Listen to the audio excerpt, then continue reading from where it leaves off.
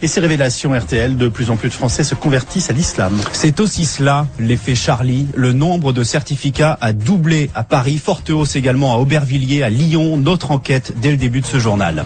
Alors on continue ce matin de mesurer les conséquences des attentats du début du mois de janvier. On vous révélait la semaine dernière que le Coran ne s'était jamais autant vendu en France. Et certains poussent même la curiosité encore plus loin en choisissant de se convertir à l'islam. Partout, les mosquées accueillent de nouveaux fidèles.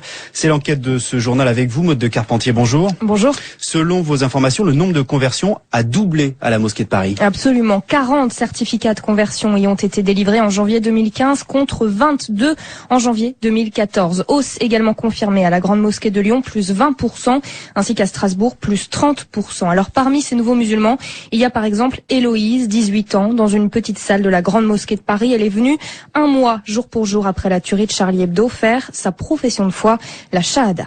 Ashhadu an la ilaha. Pour l'occasion, la jeune fille porte un long djilbab noir, un voile qui la couvre de la tête aux pieds. Cette esthéticienne du Val d'Oise a été élevée par une mère catholique, mais elle a grandi entourée d'amis musulmans. Et sa conversion à l'islam, elle l'explique comme une réponse aux attentats de début janvier. Je me suis dit que c'est pas ça l'islam, c'est pas du tout ce qu'on montre à la télé, les médias, tout ça, tout le monde fait beaucoup d'amalgame entre les musulmans, les terroristes, mais voilà, ça me donne encore plus l'envie de me pousser, d'aller vers l'islam, de rentrer de l'islam, d'apprendre et de montrer à tout le monde que l'islam c'est pas ça, c'est la paix, c'est pas la haine, et voilà, aujourd'hui je suis contente, c'est officiel.